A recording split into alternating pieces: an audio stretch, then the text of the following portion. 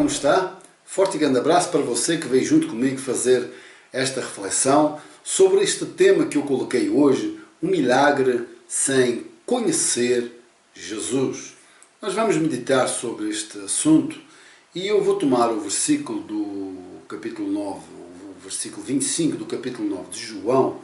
Leia comigo, diz assim: respondeu ele: se é pecador não sei, uma coisa sei, eu era cego e agora vejo.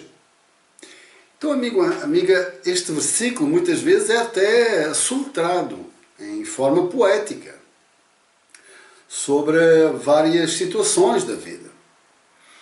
Mas se nós formos verdadeiramente analisar o que está acontecendo na vida deste homem, que era cego e agora aqui afirma que estava vendo, era mais um dos sinais que verdadeiramente os milagres que estavam acontecendo, esses sinais, desses acontecimentos que o Senhor Jesus estava realizando, apontavam para o Messias, o Cristo, o ungido de Deus, o enviado, o próprio Filho de Deus em pessoa. E Jesus já tinha curado leprosos, que era um sinal evidente. Já tinha também expulso um demónio que fazia do homem mudo e até cego, especialmente mudo. Ressuscitava mortos e, caminhando, o Senhor Jesus viu este homem que agora afirma esta situação para os sacerdotes judeus, que estavam fazendo um grande interrogatório na vida dele, no acontecimento, nesse milagre que lhe tinha acontecido, para ver verdadeiramente quem era a pessoa que com todo o poder fez tamanho milagre. E nós vamos ver, a partir do versículo 35 deste capítulo, que este homem é tão severamente interrogado assim, ao pormenor do acontecimento que se dá na vida dele, neste milagre que ele acabou recebendo. E diga-se de passagem, este homem, veja, se você ler a partir do versículo 1 do capítulo 9, o homem não estava orando, o homem não estava jejuando, o homem não estava indo ao templo, o homem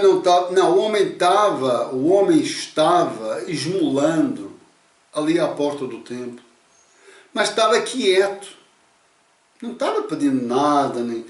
Só que se você ler lá a partir do versículo 1, diz que caminhando Jesus viu um cego de nascença.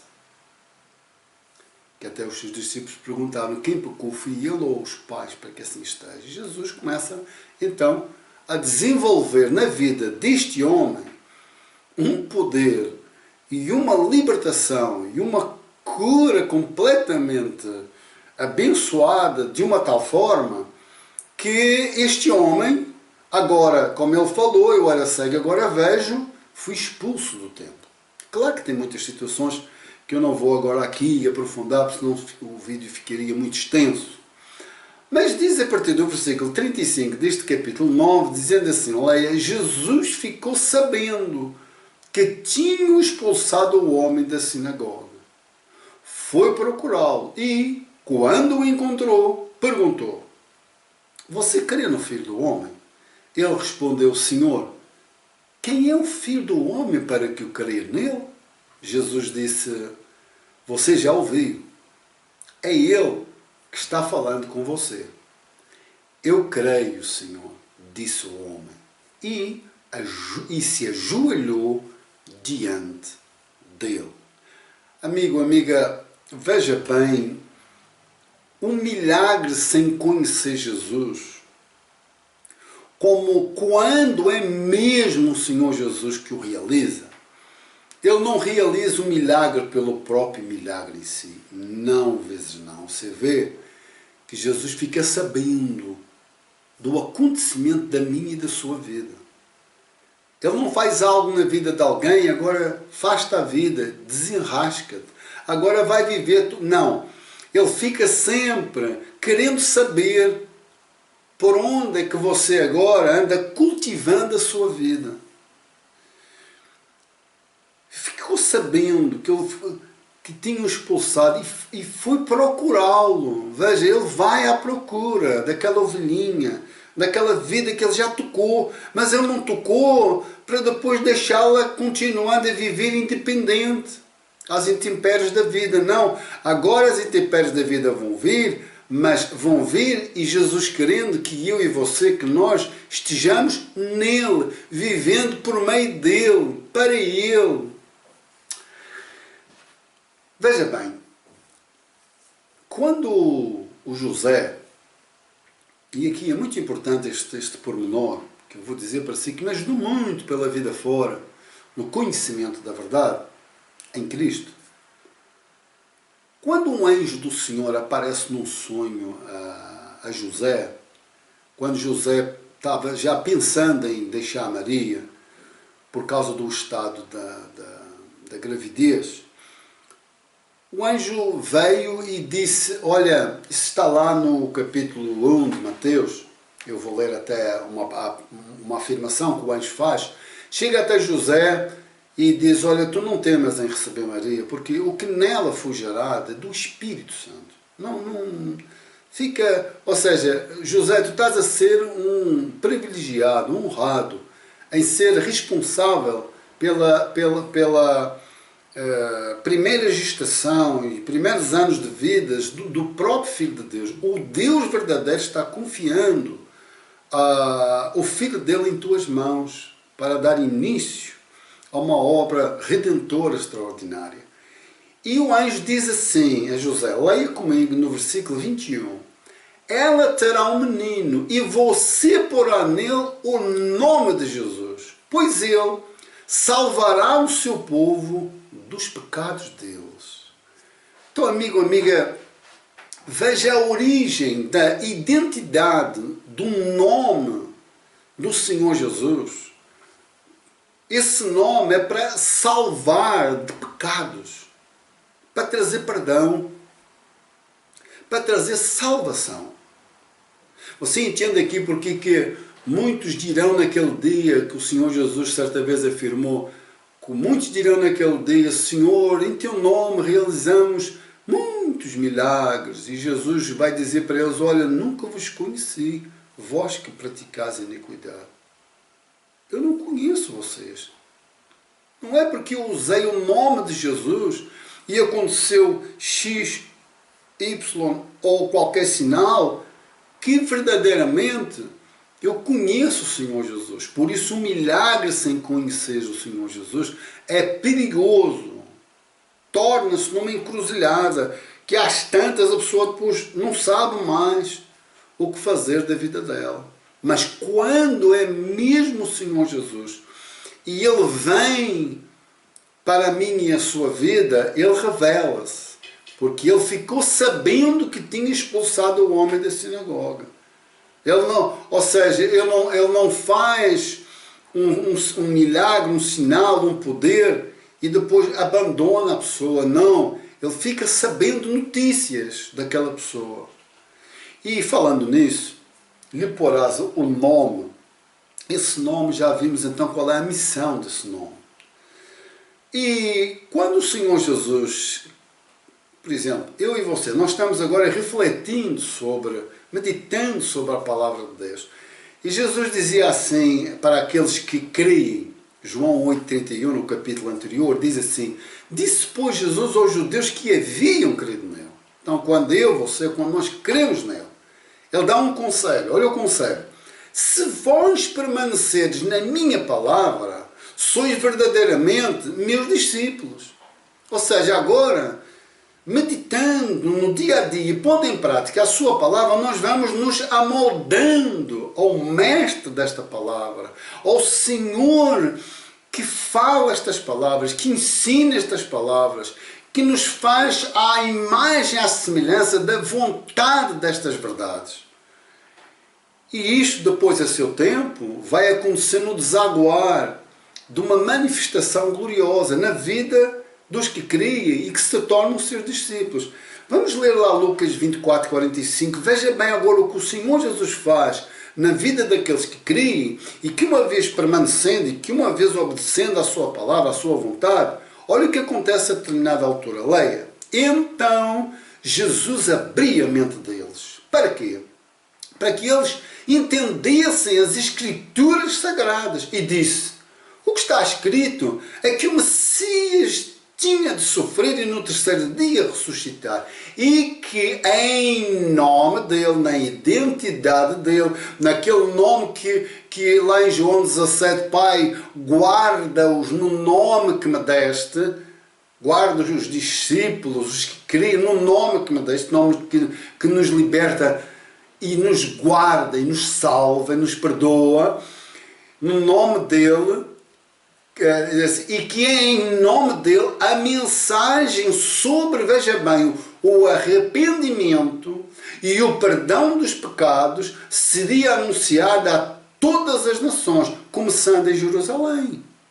Vocês são testemunhas dessas coisas, e eu lhes mandarei o que o meu Pai prometeu, mas esperem aqui em Jerusalém até que o poder de cima venha sobre vós. Quando, dizia o Senhor Jesus, o Espírito Santo vier, Ele vos guiará a toda a verdade. Ele vai convencer o mundo do pecado, do juízo e da justiça. Mas do pecado, porque não creem em mim, mas quando nós cremos, então este poder nos reveste. Como ele diz lá em Lucas 4, né? Dentro do templo, falou assim, o Espírito do Senhor está sobre mim, o qual me enviou, e ele então diz para que vem. E ele aqui diz aos seus discípulos, abre a mente dos que creem e se tornam seus discípulos, para darem testemunho de que o Senhor Jesus, o Senhor da vida deles, o Mestre, o Salvador, o Guia, o Redentor, agora, quando executa um milagre na vida de alguém, ele executa e vai sempre querendo saber notícias, como é que está a minha e a sua vida. Veja bem, eu estava ainda há pouco aqui passando lá em Marcos no capítulo 12, aquela história, porque estes judeus, eles sublinhavam milagres em duas partes, ou seja, eles tinham um milagre como um milagre comum, onde Deus dava um dom a um dos seus servos, sacerdotes, e então, derivado àquele dom que Deus dava, eles curavam, aconteciam milagres, expulsavam. Por exemplo, o Senhor Jesus, quando eles criticaram por ter expulso aquele endemoniado mudo, que diziam que ele estava expulsando pelo maioral dos demónios, por Belzebu, Jesus disse, olha, se eu expulso demónios por Belzebu, os vossos filhos estão expulsando em nome de quem? Por meio de quem? E aqui nós vamos ver que essa classificação que os judeus dão, ele não somente o Senhor Jesus estava executando esse milagre que para eles era comum a todo aquele que Deus dava esse dom, mas aqueles milagres e sinais que eles vinham pregando e anunciando o que Moisés tinha pregado, dizendo que mais tarde viria um profeta semelhante a ele, que era ele que eles teriam que ouvir, que era o Filho de Deus, que era este Messias, que era o Cristo, que era o ungido, que era o enviado. E ele estava apontando, aqui mostrando que era ele. E quando o Senhor Jesus quis clarificar toda a qualificação que eles estavam dando a nível de milagres e sinais, e que ali estava verdadeiramente o Deus feito gente, o Filho do Deus vivo, o Cristo, o ungido, o Messias. Então, certos amigos decidem levar um amigo paralítico até ele. E é quando eles chegam a uma certa casa e não conseguiram entrar e arriaram um amigo pelo telhado, porque era o único meio que tiveram no momento, quando começam a arriar, e estavam ali líderes religiosos, estavam ali sacerdotes, o que é que acontece? E estava a elite. Então, se você ver nesse texto, ali estava a nata da religião. E quando o Senhor Jesus olhou para essa cena, diz assim, leia, vendo-lhes a fé, Jesus disse ao paralítico, filho, os teus pecados estão perdoados. Então veja, os amigos levam aquele amigo de todo o coração para ser curado da paralisia. E Jesus colhe-lhe a alma e dá-lhe o perdão no seu nome, na sua identidade. Perdoados estão os teus pecados. Claro que se você for lá o texto, diz que eles arrazoavam em suas mentes Quem é este que está pensando em perdoar pecados porque perdoar pecados é só Deus? Está-se a fazer igual a Deus? O que é isso? E Jesus, sabendo que eles estavam pensando, disse assim, olha, o que é mais fácil para vocês, ele põe na balança essa classificação que eles tinham. É perdoar pecados ou dizer ao paralítico, levanta-te, toma o teu leite e anda. Mas para que vocês saibam que o Filho do Homem tem poder até para perdoar pecados, eu te digo, levanta-te, toma o teu leite e anda. E então eu não somente realizo o milagre, que vocês também, com a permissão de Deus, e com esse dom que Ele dá, realiza, vocês e vossos filhos, mas eu realizo agora estes que vocês andaram pregando e anunciando que um dia o Messias iria realizar, eu cheguei, eu estou aqui, eu estou fazendo e vocês não estão crendo. Era isso que estava acontecendo nesta situação. E é muito, amigo, amiga, sempre o Senhor Jesus está preocupado neste sentido, em dar o perdão, fazer chegar a verdade a nós para nos arrependermos e nos colocarmos na sua dependência de executar a sua vontade pelo conhecimento da sua palavra, que é a verdade, que nos santifica. Depois, então, há um outro pormenor antes de nós terminarmos esta nossa reflexão, que é aquela questão que ainda há pouco eu toquei, disse assim, eu vou ler, leia. Depois disso levaram um endemoniado que era cego e mudo e Jesus o curou, de modo que ele pôde falar e ver. E agora veja aqui este pormenor. Todo o povo ficou atônito, ficou admirado e disse, não será este o filho de Davi, o que ele falava ainda há pouco? Quer dizer, não andaram os nossos sacerdotes pregando que um dia iria vir um Messias, Deus em pessoa, para realizar, o Filho do Deus vivo, todos estes poderes? Aqui estava mais esta classificação, está aqui o Messias, está aqui o Salvador, está Deus no nosso meio. E não será este o Filho? Aqui é a pergunta, porque você vê, a determinada altura, na minha, na sua, na nossa vida, o Senhor Jesus pode ter certeza, um dia Ele vai fazer essa pergunta para si. Eu já faz um bom tempo, mas lembro nitidamente quando Ele me fez essa pergunta. Quando eu caí na realidade da vida, a nível espiritual, da palavra de Deus, e Ele pega nos seus discípulos e diz assim, olha, quem é que o povo diz que eu sou? Eles falaram, olha, que é mais um profeta, e até também classificaram lá alguns profetas, Jeremias, João, Batista, Elias, enfim. E o Senhor Jesus diz assim, leia, mas vós, lá em Mateus 16,15, continua ele, quem dizes que eu sou? Ah, amigo, amiga, esta pergunta, mais dia, menos dia, sempre virá na nossa vida. Quem é que eu sou para si? Um milagre já aconteceu na sua vida, ou vai acontecer, mas não se esqueça de me conhecer. Eu que estou disposto a fazer qualquer impossível na minha, na sua, na nossa vida. Conhecê-lo.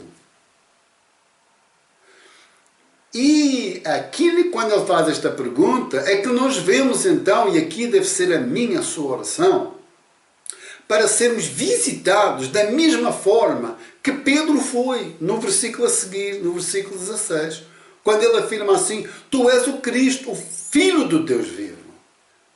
Ele conheceu, ali naquele momento, que aquele rapaz com cerca de 30 anos era o próprio Deus em pessoa. E Jesus, continuando a ler, se você ler, diz, olha, Pedro, isso não foi carne nem sangue que te revelou, mas meu Pai que está nos céus. Você é feliz.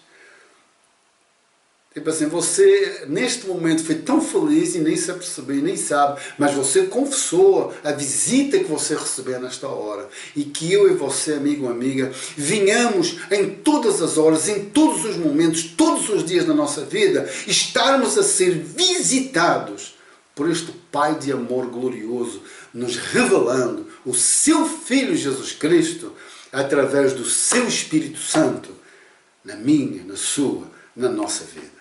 Hoje despeço-me por aqui, um milagre sem conhecer Jesus. Aquele cego Mesmo curado, disse que não o conhecia, mas depois o Senhor Jesus foi lá se dar a conhecer. Aqui Pedro foi claro, quando o Pai o visitou. Tu és o Cristo, o Filho do Deus vivo. Eu falo por mim, conheço e sei quem é o meu Senhor. Ah, como sei. Não posso falar por si, mas que eu e você, no nosso dia a dia, por isso digo, enquanto Ele nos permitir estar aqui nesta vida, que então o Espírito dele possa estar sempre a nos revelá-lo e, uma vez o revelando, nós possamos conhecer tal e qual como Ele é. Que nós sejamos, como diz lá, como a luz da aurora, que vai crescer até ser dia perfeito. Que assim seja a minha e a sua vida, diante do Filho do Deus vivo, o Cristo, o Messias, o meu e o seu Salvador. Forte abraço, até à próxima reflexão. Que Ele te abençoe poderosamente.